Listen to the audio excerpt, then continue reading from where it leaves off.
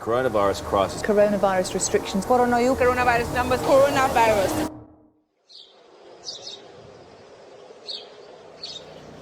Ah, damn you, coronavirus. I was only 3 weeks away from starting my dream trip, an Australian adventure from Sydney across this great southern land to Perth, then returning via the iconic Great Central Road, and along the way back I'll try and find Lambert Centre, the geographical centre of Australia, before riding from the lowest road in Australia, Lake Eyre, to the highest road in Australia, Mount Hotham, and finally back home to my family. A monster trip of 11,000 kilometres in about 5 to 6 weeks.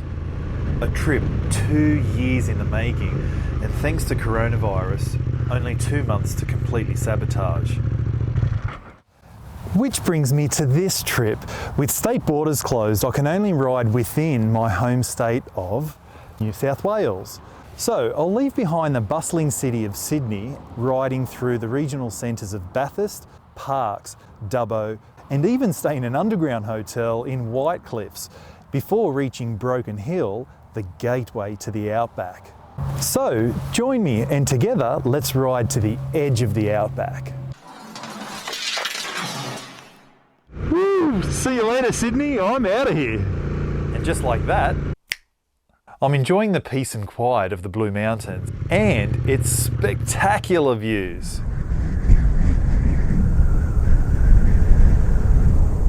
An hour later, I'm cruising around the infamous Mount Panorama racetrack. Fun fact, before Phillip Island, the Australian Motorcycle Grand Prix was held here, and way back in 1988 was won by a soon-to-be legendary young rider. You may have heard of him, Mick Doohan. Now, Mount Panorama is the furthest west I've ever ridden my motorcycle, so crossing the checkered line doesn't just represent the end of a lap, but also the start of new adventures. Exciting new adventures to places I've never seen before, and exciting roads that I've never ridden before. As the first day draws to a close, I approach the town of Parkes, and I was treated to a spectacular light show known as Golden Hour.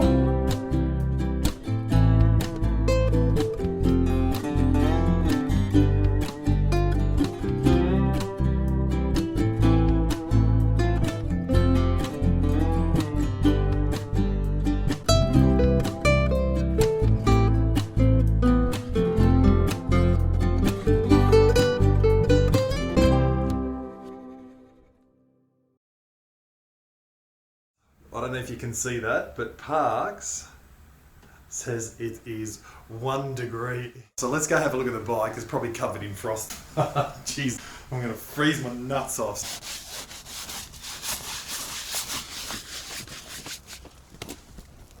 It's fresh, I'm not going to lie, but wow, what a glorious morning. Check this out, endless blue skies.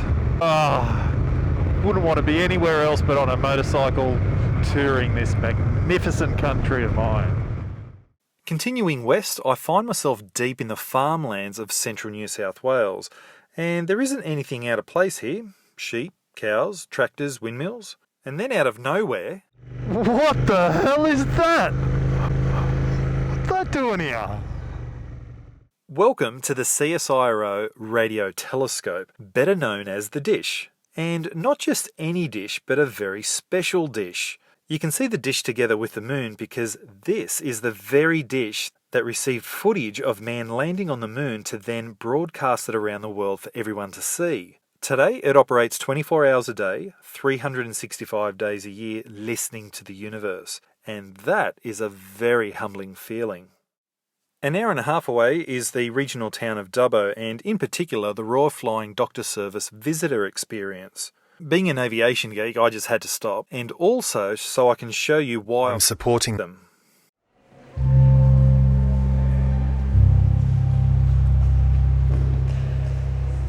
I was digging post holes with a auger, and I went to dig a hole at the butt of a tree.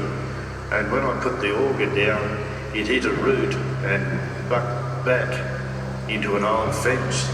The wire caught my leg and twisted it around the auger, where it broke at the ankle, just above the ankle, and then tore it off at the knee.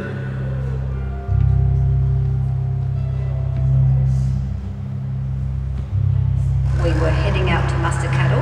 There were 4 men, including my husband Matt, riding motorbikes, and I was following behind in the Suzuki.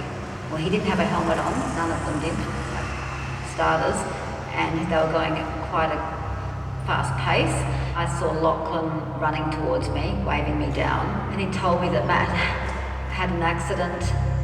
The bike had landed on his head and crushed his head, and he was bleeding and he was unresponsive. There was a chap with me, he tore the spark plug wire off the motor. He didn't know how to turn it or feed it. So I said, go up and get Dad. We were only 4 miles away.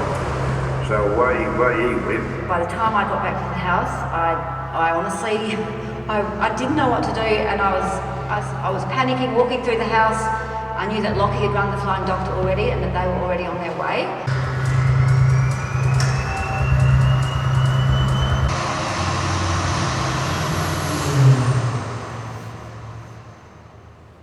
At the beginning he was unresponsive, he wasn't doing anything, and eventually he started to roll around a little bit and mumble words that weren't making any sense.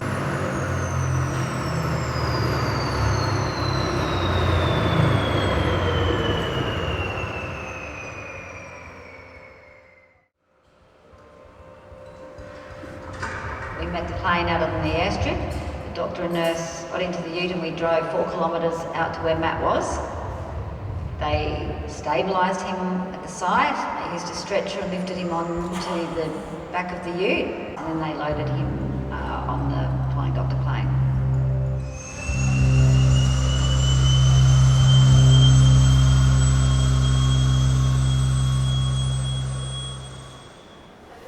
So they couldn't operate on me straight away. Of course, I woke up in bed and the first thing I done was kick my other foot over. It's missing. They were worried about about bleeding in the brain, so they ended up flying us onto Adelaide late that afternoon, where he spent 10 days, and about 2 weeks after that we came home. I didn't realise until I moved out here how isolated some of these properties are and how much of nothing there is. Some of these places that you go are very isolated, and without the RFDS providing medical services and emergency care, it really is a lifeline to these people. Over the years that I've been here at Pincali, I have run them numerous times and also thought that they might be sick of me.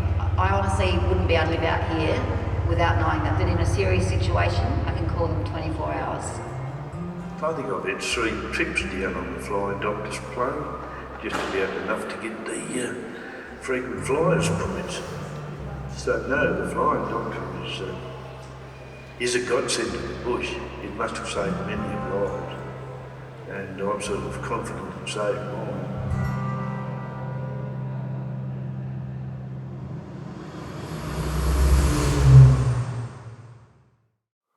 Wow, just wow. After watching this video and also enjoying the visitor experience, the only way I can describe the Royal Flying Doctor Service, and I'm sure you'll agree with me, they're angels in the sky.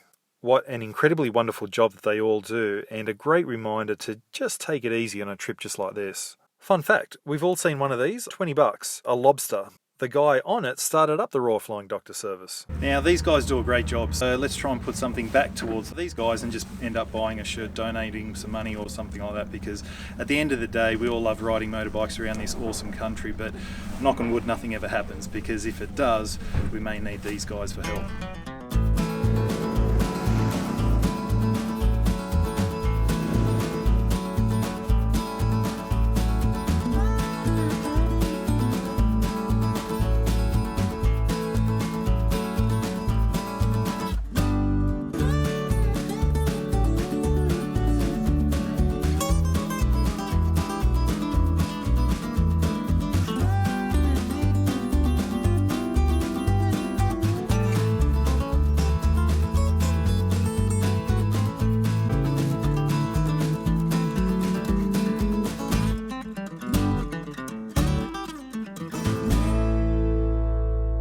Oh, now, what felt like an eternity of straight roads brings us to the town of Cobar. Welcome to Cobar.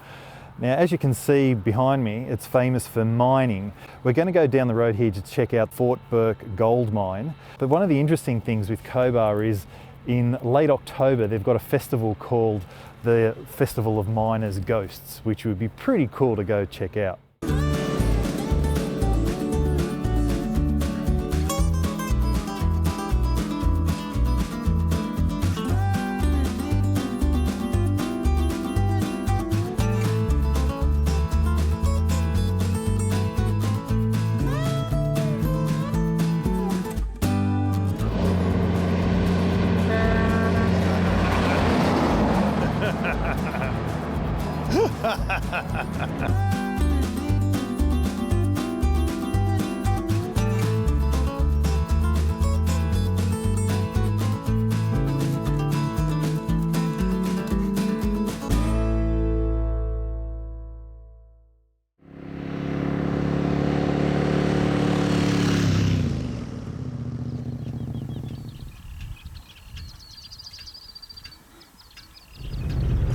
Just pull the clutch in so they don't get scared.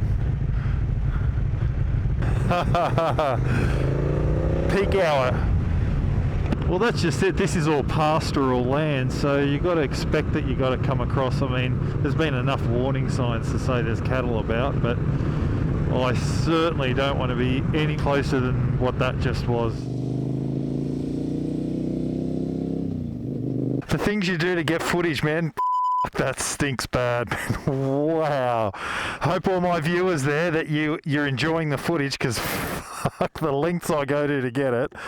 Woo! Wow, that stinks. Jesus. Woo! Rest in peace, my furry friend. That stinks bad.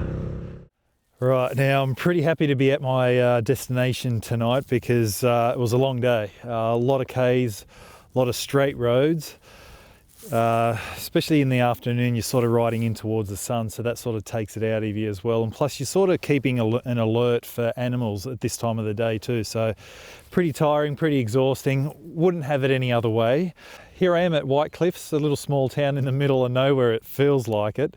It doesn't look like there's much here. There's only a population of about 200 people. And just looking at the town from here, it doesn't really look like there's much here. And that's all part of it because my accommodation for tonight, I've treated myself. It's an absolute treat, or a bit of a novelty actually. It's an underground hotel. It's famous for opal mines here, and a lot of them old mines have been converted into hotels. So it's a bit of a novelty, a bit of a treat. Okay then, let's find my room.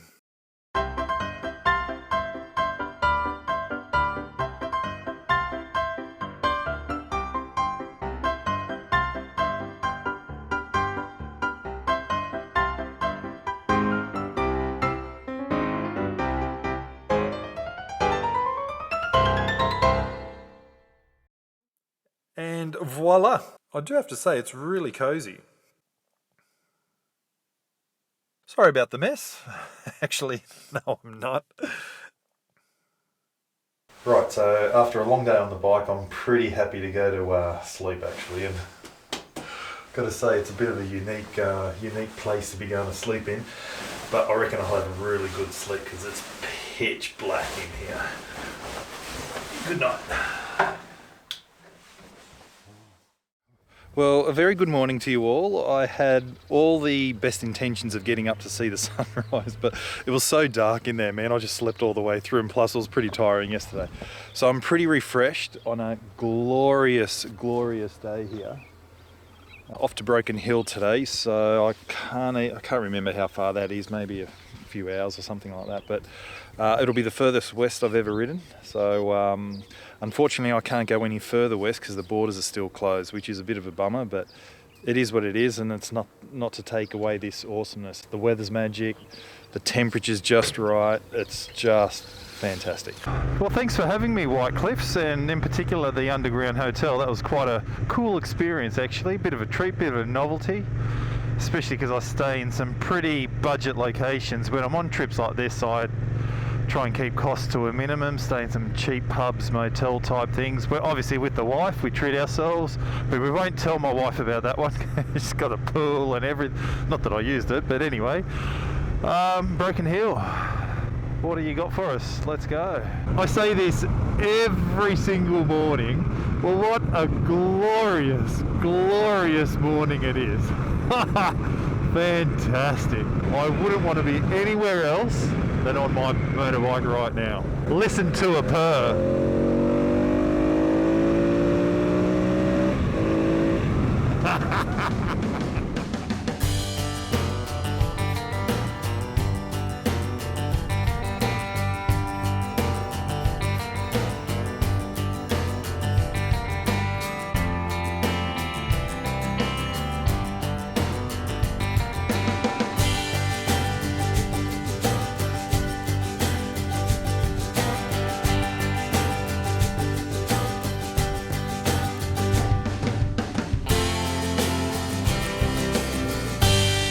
I arrived in Wilcannia and sadly I was greeted with aggression from a local.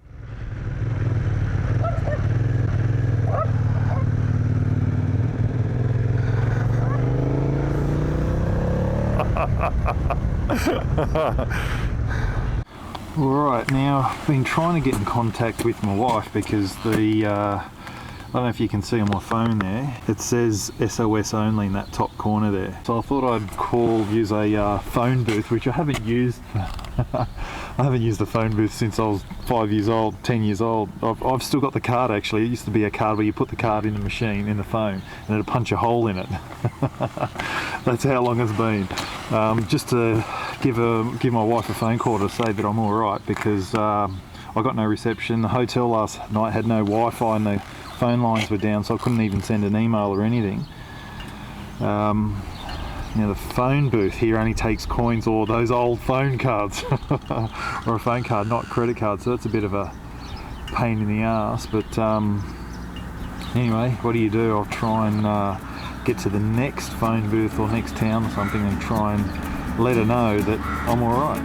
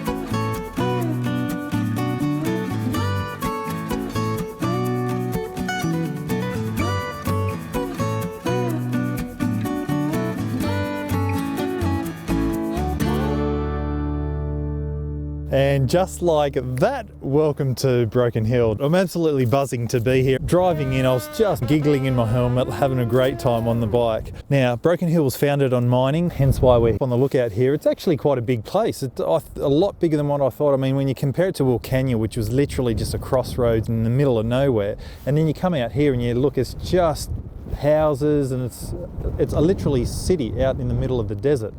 So, going to spend 2 nights here, so there's a lot to see, and also a little town out just out of Broken Hill called Silverton as well. So, going to base myself here for a couple of nights, unwind from that massive ride in, which felt like just an endless straight road the whole time. Now, as a motorcyclist, you kind of love the twisties, and I've got to admit, even though for the most part it was all straight, it was really exciting knowing that you're just getting further and further away from home and closer in, just throwing yourself into the desert.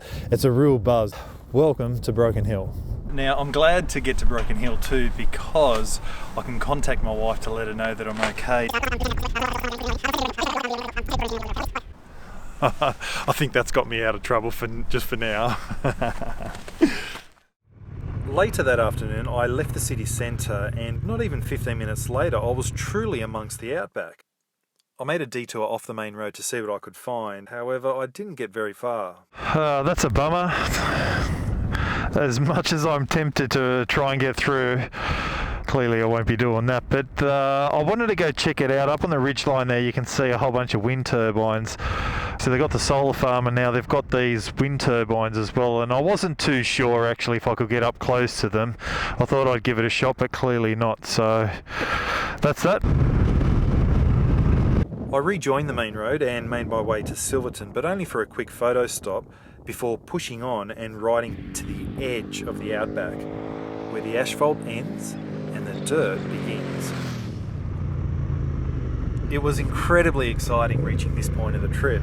I've never felt more alive on two wheels than right here. I've ridden to the edge of what's familiar and incredibly excited to have ridden this far. My excitement quickly disappeared as the horrendous corrugations began.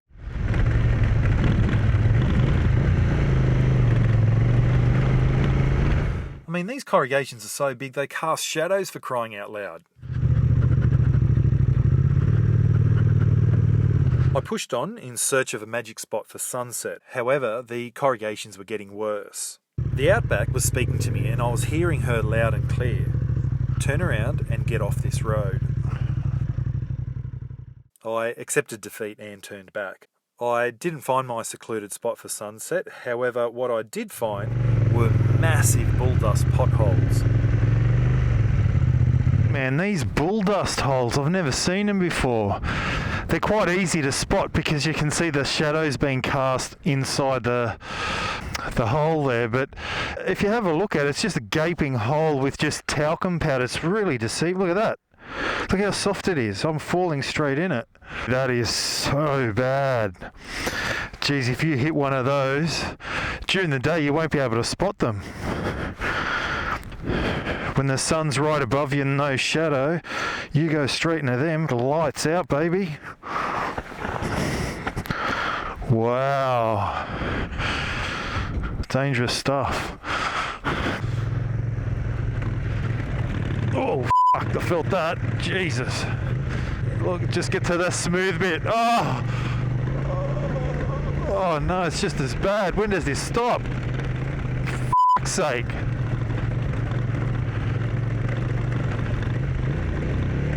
Wow.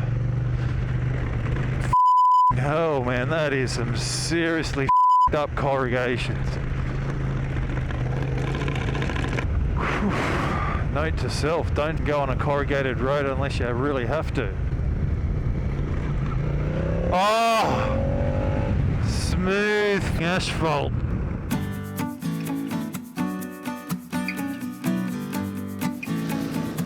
So, with time running out, I reluctantly made my way back to the popular Mundi lookout for sunset. I say reluctantly because when I arrived it was jam-packed with people and cars. Wanting a serene sunset experience, I needed to socially distance myself from this crowd. I ventured up a nearby dirt road and yes, I did find my serenity.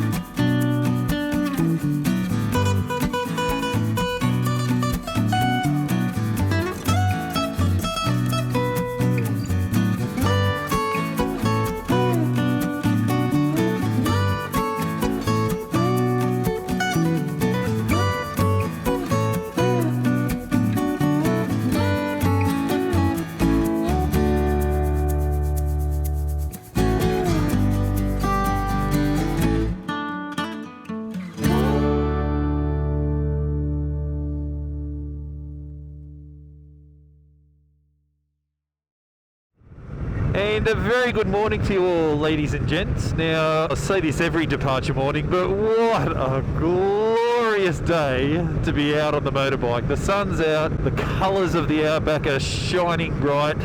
What a beautiful landscape. Wow, you pinch yourself that you're out here. Me. Wow, look at that. The Mundi lookout.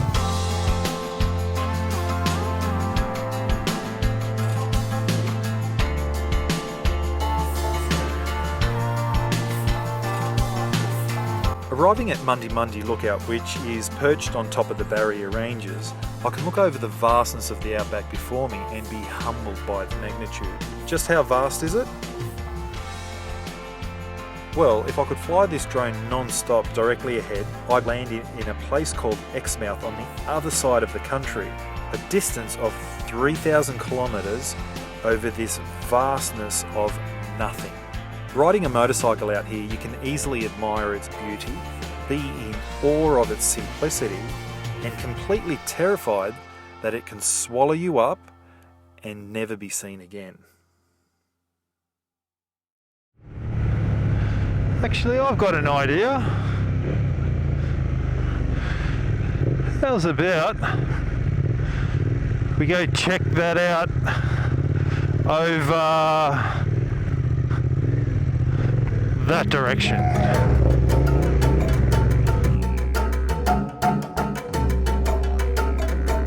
I don't know what's out here. I don't know what we'll find, but that's half the fun of it.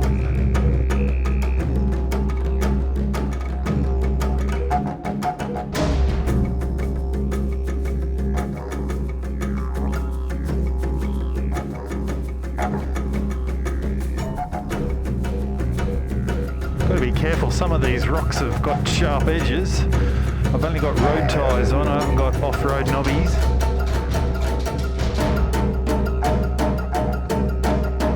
It's like there's a path already. Clearly it's all the sheep and goats. Alright, that tree looks like a pretty good spot to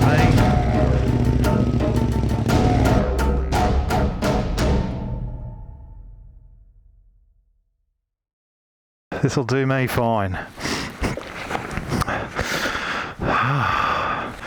Right, now, make sure there's no snakes in there, Jesus. Right, now, what's the point of all that? A little bit of fun. I didn't achieve anything, and I didn't get anywhere, but it was good fun. Now, apologies if that let you down, because it led to nowhere. It didn't achieve anything. We didn't get anywhere. Hopefully the vision looks good, and hopefully the photos turn out too. And that's all I can offer. That's the best I can do. Actually, tell a lie. I did find something incredible. My insignificance. Out here, you realise that you're just a speck in the enormity of the outback. A speck that wouldn't even last a single day out here. Don't believe everything you see on the camera, because it might look like we're in the middle of nowhere, but it's not, because the road's just over there. It's literally 100 metres just there. Yeah, it was actually good fun. It's just having a bit of a play in the outback. There's nothing wrong with that. That was dumb. I didn't achieve anything other than having a good laugh. And I suppose that's, at the end of the day, that's what it's all about. All right. So back on the road we go.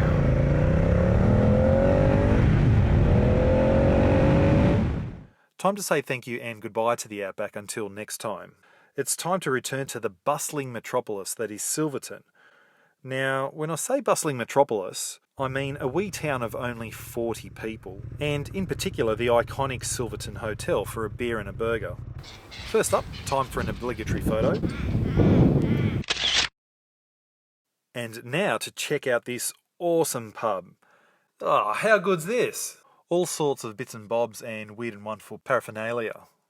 The best bit were all the pictures from the film Mad Max 2, which was filmed out here.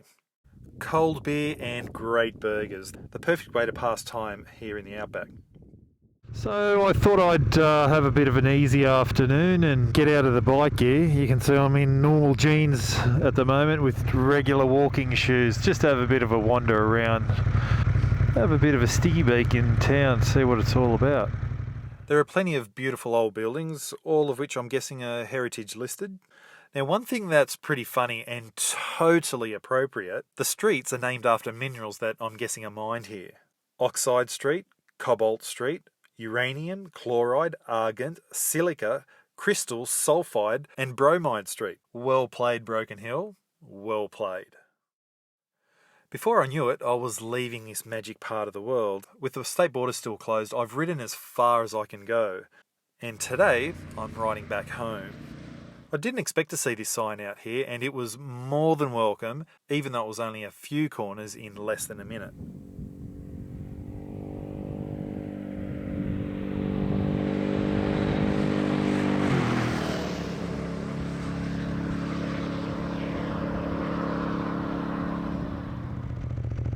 Now, an adventure ride wouldn't be an adventure ride without a dodgy bridge, but there's nothing dodgy about this bridge. In fact, it's perfectly fine. The dodgy bit is the silly idea of riding through whatever it is underneath, a riverbed full of soft, deep sand.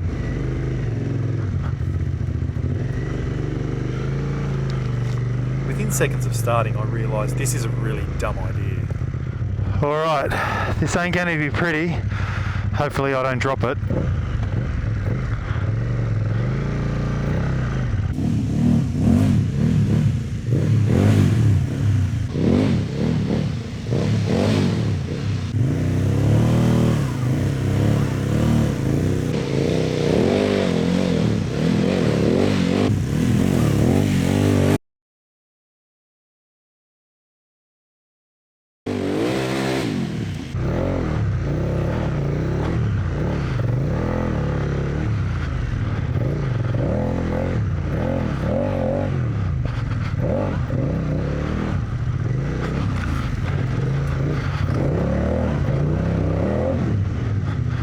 That was actually pretty hard. It's I thought I was going to drop it then a couple of times.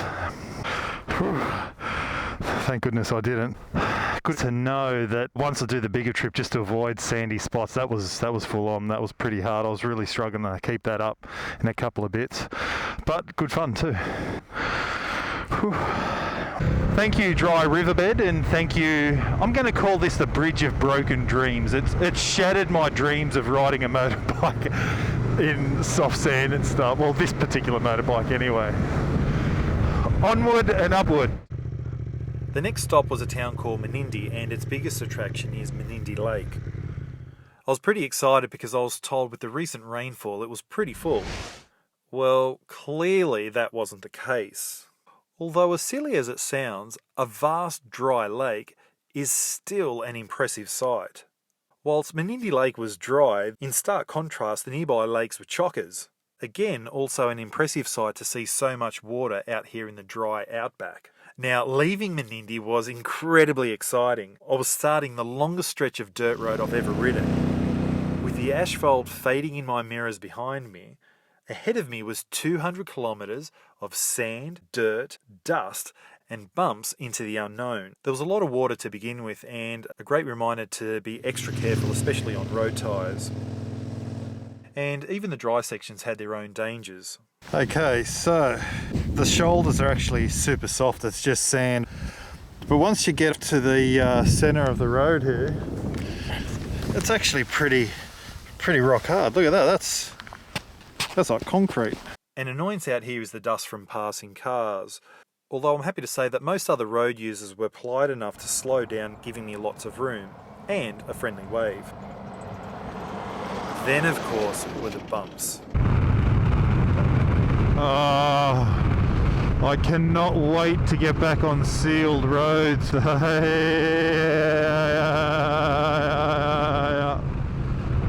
Just nice and slow. Don't wreck the bike. Don't wreck yourself. Don't wreck your cameras. Just nice and slow. Tell you what, man, this is really exhausting stuff. Trying to maneuver the bike over bumps and around bumps and into bumps, and just these roads, man, they're full on, and I've just had to drop the speed right down. Alright, I've just got ages to go. Beautiful landscape, but the bike's shaking. Oh, my brains are going to fall out, but just give it a quick check to make sure everything's not falling to bits, because it's bloody hell, I tell you what. She's shaking. Shake, rattle and roll, and that's for sure. Oh yeah. Everything looks pretty good. After 3 long hours, I had only covered 90 kilometres, so it was time for a break to listen to the sounds of the outback. No cars, no people, no noise, just silence.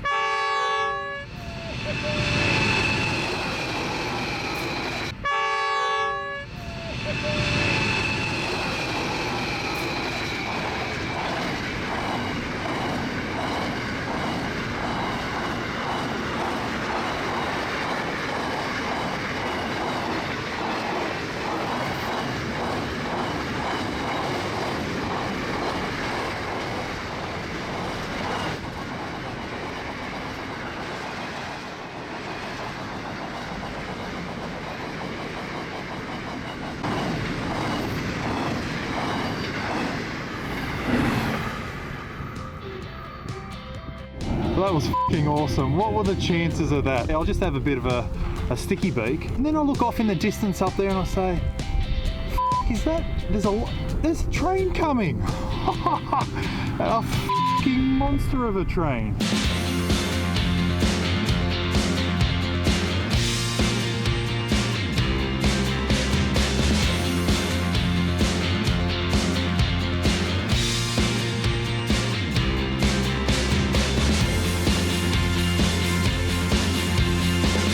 Only 6 more kilometres to go.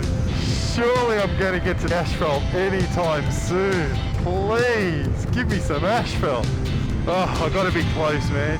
Is that? It's bitumen! It's bitumen, baby! Yeah! Oh, you f***ing ripper! You little f***ing ripper! Oh.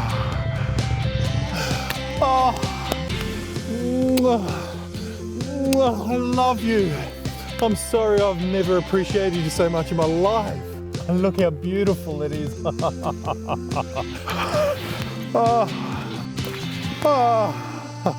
I love bitumen. I love asphalt. Oh, that was awesome. It was a super early start because by tonight I'll be home. Just 937 kilometres to go. Well, thank you very much for our little random morning photo shoot. Time to get back on the... I stalled it. Oh, what a... Sure hope no one was around to see that. Doesn't look like it. Looks like I got away with it. With hundreds of kilometres still to go, I had plenty of time to look back over the trip and appreciate everything I've seen.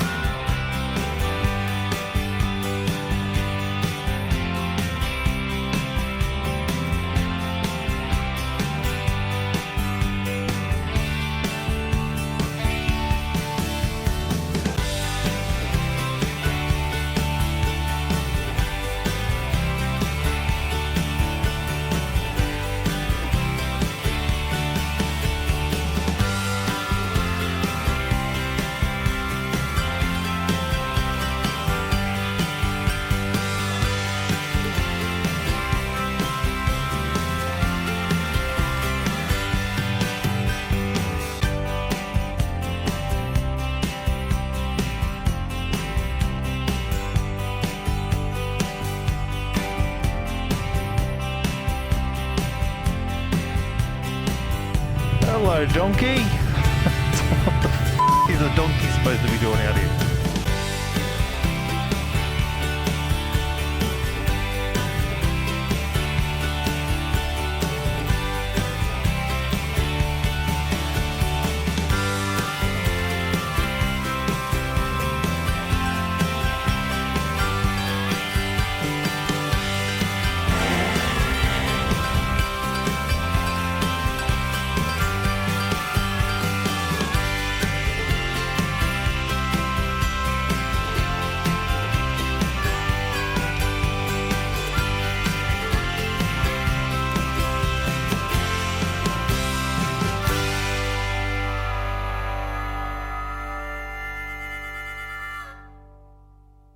As always, a big thank you for watching.